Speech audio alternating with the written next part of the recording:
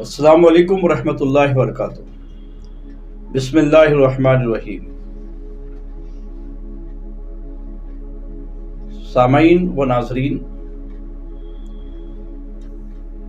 آج ایک ایسا موضوع میں آپ کے سامنے لے کر حاضر آیا ہوں جس کی ضرورت تھی سماج کو، وہ ہے شرک۔ آج کم علمی کی بنیاد پر اور ایک کو دیکھ کر دوسرے تیسرے ایسا پورے جھنڈ ہجوم کے چکر میں لوگ شرک کو سمجھ نہیں پائے، جس کی وجہ سے کوئی کہتا ہے کہ فاتحہ کرنا شرک ہے، کوئی کہتا ہے کہ چومنا شرک ہے، کوئی کہتا ہے کہ مزاروں پہ جانا شرک ہے۔ یعنی لفظ شرک کو عام آدمی، پڑھا لکھا، مڈل کلاس یعنی بیچ والے پڑھا لکھا، کسی نے بھی نہ شرک کو ٹھیک سے سمجھا اور نہ شرک کو لوگوں تک سمجھانے کی کوشش کی۔ اپنی اپنی چمکانے کے لیے ہر چیز شرک، یہ شرک وہ شرک۔ جناب پہلے شرک کو سمجھیے۔ شرک کا مطلب ہے پارٹنرشپ، برابری، اور وہ اللہ کے ساتھ برابری۔ اگر اللہ کے ساتھ برابری کیا جائے تو وہ شرک کہلائے گا۔ جیسے ایک اللہ ہے، پوری کائنات کا مالک و خالق و رزاق ایک اللہ ہے، اور کوئی کہتے نہیں ایک اللہ نہیں ہے، اللہ تو دو ہے، ایک رات میں کام کرتا ہے، ایک دن میں کام کرتا ہے، تو ایسی صورت میں شرک ہوگا۔ اس کے علاوہ جو جانتا ہی نہیں کانسیپٹ کہ اللہ کیا ہے، ساری کائنات کا مالک خالق، کل کائنات کا پالنہار کون ہے، اس کو جانے بغیر اگر وہ کسی بھی دنیا کی بنی ہوئی چیز کے سامنے میں اسی کو اللہ مان کر سجدہ ریز ہو جاتا ہے تو یہ شرک کہلائے گا، کہ جو کام اللہ کے لیے کرنا چاہیے تھا وہ کام غیر اللہ کے لیے کیا جا رہا ہے، یہ شرک ہے۔ جو کام اللہ کے لیے کرنا چاہیے وہی کام غیر اللہ کے لیے جب کیا جائے تو وہ شرک کہلاتا ہے۔ جیسے کہ عبادت صرف اللہ کی جاتی ہے، سجدہ صرف اللہ کو کیا جاتا ہے، اور حقیقی پالنہار خالق و مالک صرف اللہ کو سمجھا جاتا ہے۔ اور وحدانیت کے لیے اللہ تعالیٰ نے قرآن کی ایک سورہ نازل فرمائی، سورہ اخلاص، خالص وحدانیت۔ سورہ اخلاص کا مفہوم کیا ہے سمجھتے ہیں آپ؟ خالص وحدانیت، کہ ہر چیز میں وہ یکتا ہے۔ قل هو اللہ احد اللہ الصمد لم یلد ولم یولد ولم یکن لہ کفوا احد۔ میرے دوستو، قل هو اللہ احد، اے محبوب آپ فرما دیجئے ان لوگوں سے جو مجھے جانتے پہچانتے نہیں ہیں۔ مطلب یہ ہے کہ جو مجھے جانتے پہچانتے نہیں ہیں، مجھے چھوڑ کر کسی اور کو کی عبادت میں لگے ہوئے ہیں، تو ان کو سمجھائیے کہ جو رب ہے اس کی بیوی نہیں ہے، اس کا بیٹا نہیں ہے، اس کا باپ نہیں ہے، نہ وہ کسی سے پیدا ہوا ہے، تولد والا پیدا ہونا، خلقت نہیں، نہ وہ کسی نے اس کو تخلیق کیا ہے، نہ وہ کسی ماں سے جنم لیا ہے، نہ ان کی کوئی بیوی ہے جس سے کوئی جنم لے، اور وہ بے نیاز ہے ہر ان چیزوں سے جو بندوں میں پائی جاتی ہے، ان چیزوں سے بے نیاز ہے۔ اب خالصاً وحدانیت یہ ہے، لا تدعو مع اللہ الہا آخر، کہتے ہیں کہ اللہ کے ہوتے ہوئے دوسروں کو کیوں پکارتے ہو؟ نہیں جانتے ہو تو محمد صلی اللہ علیہ وسلم تم کو سمجھانے آئے ہیں۔ تو یہ کانسیپٹ کس کے لیے ہے؟ جو غیر اسلام ہے، لیکن جو اسلام میں ہیں انہیں پتا ہے اسلام کا کانسیپٹ ہے انما الاعمال بالنیات، کہ عمل کا دار و مدار نیت پر ہے۔ جب بندہ کلمہ پڑھ لیتا ہے لا الہ الا اللہ محمد رسول اللہ، اب وہ بندہ کچھ بھی کرے گا،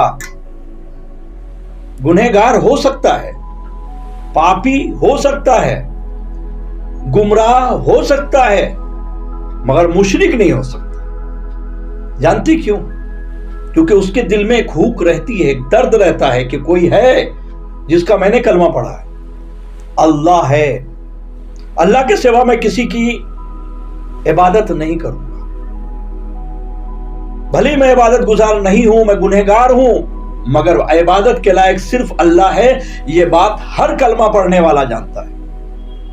اب وہی بندہ اگر کسی طرح سے کسی اولیاء اللہ کے قبر پہ چلے، مزار اقدس جسے بول تو شرک، اما یار وہ اللہ سمجھ کے تھوڑے گیا۔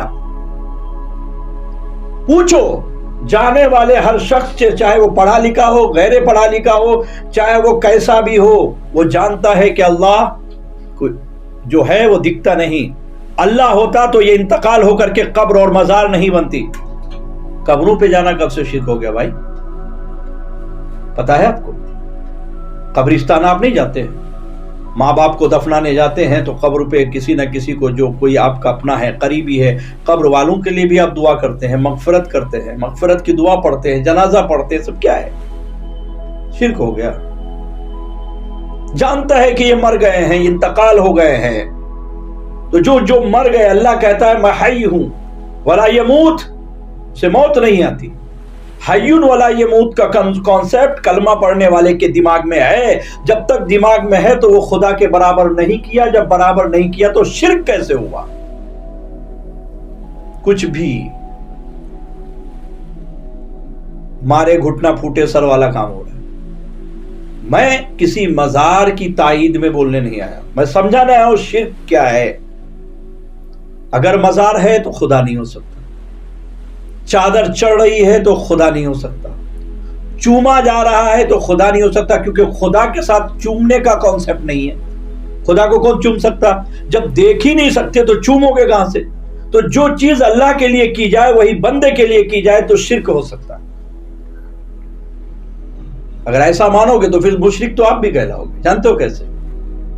میں کہہ دوں یہ اکرم کس کی اولاد ہے تو بولو گے میرا بیٹا ہے، میں نے پیدا کیا۔ اب یہاں شرک کر دی تم نے۔ کیسے؟ تم نے کہا نا میں نے پیدا کیا۔ اللہ کہتا ہے کہ ساری کائنات کا خالق میں ہوں، میں پیدا کرتا ہوں۔ تو پیدا کرنے میں تو آپ شریک ہو گئے۔ پھر آپ کہو گے تعویلات کرو گے تو بس یہی تعویل، جو تعویل آپ اپنے بیٹے کو بچانے کے لیے شرک سے کرو گے وہی تعویل ہر جگہ کرنی ہوگی۔ کہ انسان کچھ بھی کرتا ہے وہ گمراہ ہو سکتا ہے، گنہگار ہو سکتا ہے، شریعت کے کام نہ کر کے وہ اس سے انحراف کر کے گنہگار ہو سکتا ہے، مگر مشرک نہیں ہو سکتا۔ جسے دیکھو شرک، پہلے پڑھو، علم حاصل کرو شرک کیا ہے۔ رہی بات کہیں سر جھکانا تعظیم کے لیے ہوتا ہے، سر جھکانا عبادت کے لیے نہیں۔ اب میں کہہ دوں مولوی صاحب میں نے جو ہے نا 11 بجے نماز پڑھ لی، تو بولے ہوئے نماز نہیں ہوئی نہیں۔ کیوں بھائی؟ بولے وقت نہیں تھا۔ 11 بجے نماز کا وقت ہوتا ہے کیا؟ آپ ہی کہو گے نہیں ہوئی۔ تو مزار پہ کیا ٹائم دیکھ کے، اذان دے کے، اقامت پڑھ کے سجدہ کرتا ہے کیا؟ نیت باندھ کے سجدہ کرتا ہے کیا؟ کہتا ہے نیت نہیں کیے تو نماز نہیں ہوگی، کہتا ہے الحمد نہیں پڑھے، لا صلاۃ الا بفاتحۃ الکتاب، نماز ہی نہیں ہوگی۔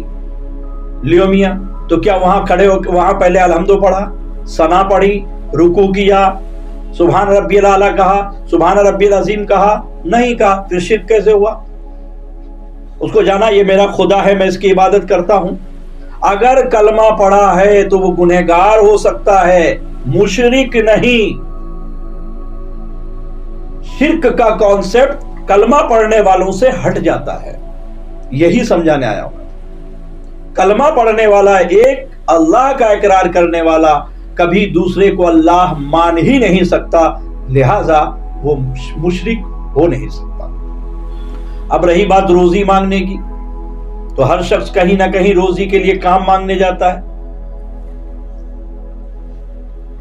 تو روزی کا ذریعہ تلاشنا اچھی بات ہے، مگر رزاق حقیقی اللہ ہے، یہ سب جانتا ہے. شفا کے لیے ڈاکٹروں کے پاس جانا، ذریعہ بنانا، حکیم ڈاکٹر کے پاس جانا ایک ذریعہ ہے، مگر شفا حقیقی شافی اللہ ہے. اسی طرح ماں باپ یہ ذریعہ بنتے ہیں اولاد کو دنیا میں لانے کا، مگر حقیقی خالق اللہ ہے. یہ کانسیپٹ بچوں کے دماغ میں بٹھاؤ. تم نفرت اور زہر مت پھیلاؤ. یہ کیا، ارے کسی کو تم بھی کہتے ہو، قرآن کی آیت ہے بسم اللہ الرحمن الرحیم، اور کوئی بھی کھانا پانی بسم اللہ پڑھے بغیر نہ آپ کھاتے ہو نہ پینے دیتے ہو. اگر آپ شرع پہ عمل کرتے ہو تو کیا وہ فاتحہ ہو گیا؟ اس کا کھانا پینا شرک ہو گیا؟ قرآن کی آیتیں تم نے ایک آیت پڑھی، کسی کو توفیق ہے 4 پڑھ لی، 2 سورتیں پڑھ لی، کیا ہوا اس میں؟ کیا فرق پڑ گیا؟ قرآن پڑھنا کب سے شرک ہو گیا میرے بھائی؟ قرآن پڑھنا کب سے شرک ہو گیا؟ اپنے نبی پر صلاۃ و سلام پڑھنا کب سے شرک ہو گیا؟ ہر چیز میں شرک شرک شرک. اس کانسیپٹ کو بند کیجئے، علم سیکھیے، پہلے شرک کو سمجھیے، پھر شرک پر بات کیجئے. پورا قرآن 30 پارہ آپ پڑھ کے دیکھیے، شرک کا کانسیپٹ آپ کو سمجھ میں آ جائے گا. دوسری بات، شرک اپنوں میں، کلمہ پڑھنے والوں میں نہیں ہو سکتا، کفر بھی نہیں ہو سکتا. میں کہتا ہوں کفر نہیں ہو سکتا. جانتے کیسے؟ رسالت کے منکر کو کافر کہتے ہیں، وحدانیت کے منکر کو مشرک کہتے ہیں. کانسیپٹ سمجھو بھائی صاحب، میرے دوست سمجھو کہ وحدانیت کے منکر کو مشرک کہتے ہیں اور رسالت کے منکر کو کفر کہتے ہیں.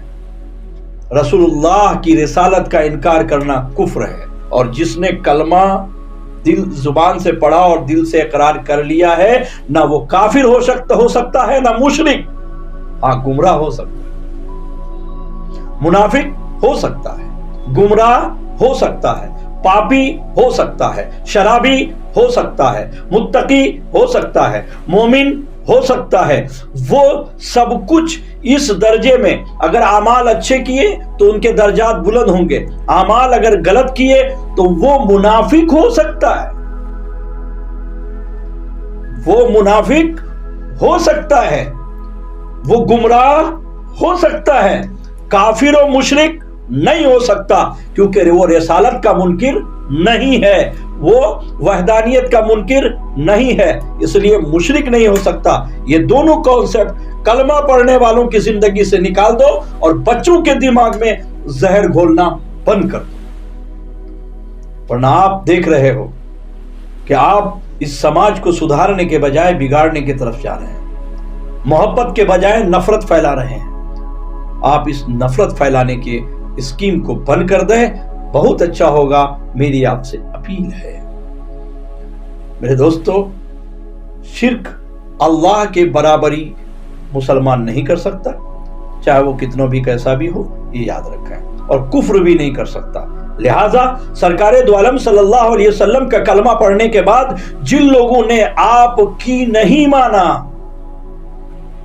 ان کے ہی دور میں ان کی نہیں مانا، آپ منبر پر بیٹھ کر فرماتے رہے کہ میں جتنا آگے دیکھتا ہوں اتنا پیچھے دیکھتا ہوں، تم لوگ مجھے میرا کلمہ پڑھتے ہوئے بھی دل سے نہیں مانتے ہو، دل میں کھوٹ رکھتے ہو، دل میں بیماری بغض رکھتے ہو، تم مجھے بالکل دل سے نہیں مانتے، باوجود اس کے آپ نے کافر نہیں فرمایا، آپ نے منافق، کیونکہ سورہ نازل ہوئی سورہ منافقون۔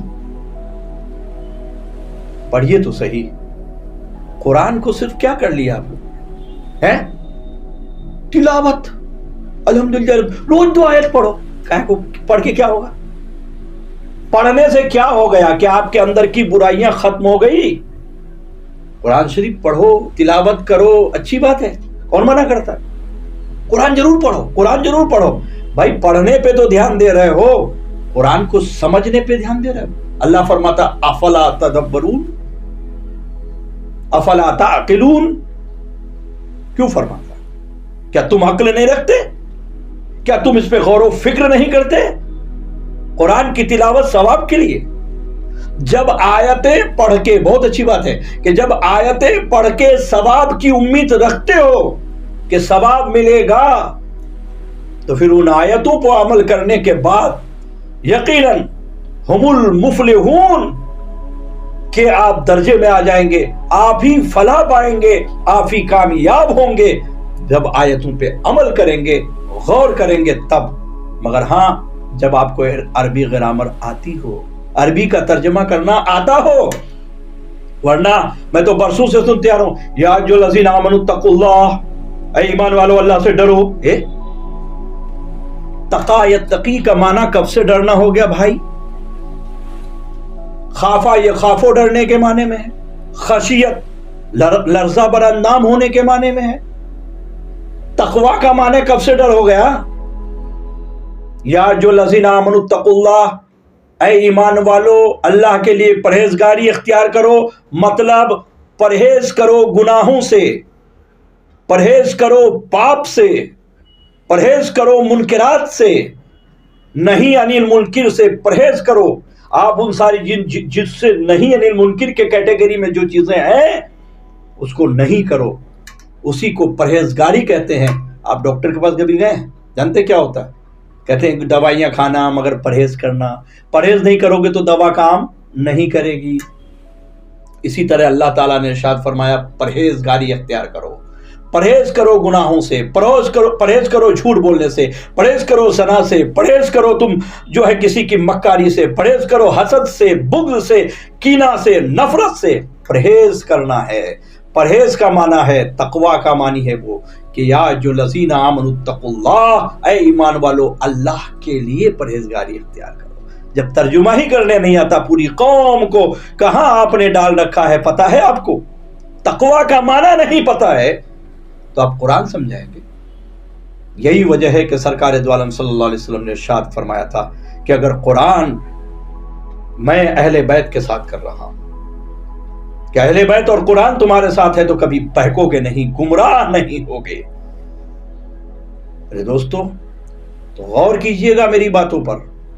میں صرف یہ سمجھانا چاہتا ہوں کہ قرآن کی تلاوت سے جب اتنا فائدہ ہے تو قرآن پر غور و فکر کرنے سے کتنا فائدہ ہوگا، ان آیتوں پر زندگی گزارنے سے کتنا فائدہ ہوگا۔ تو شرک کا مفہوم آج یہ ہے کہ شرک یہ ہے کہ عبادت صرف اللہ کی جاتی ہے، دوسرا اللہ کائنات میں، دوسرا خدا، دوسرا پروردگار، دوسرا جس نام سے بھی وہ جانا جاتا ہو وہ ایک ہے، وہ پروردگار ہے۔ بس یہی جاننا ہے۔ اور اگر کسی نے کلمہ کے دائرے میں کوئی آ گیا ہے تو گنہگار ہو سکتا ہے، منافق ہو سکتا ہے، گمراہ ہو سکتا ہے، کافر و مشرک نہیں ہو سکتا۔ وآخر دعوانا الحمدللہ رب العالمین۔ السلام علیکم ورحمۃ اللہ۔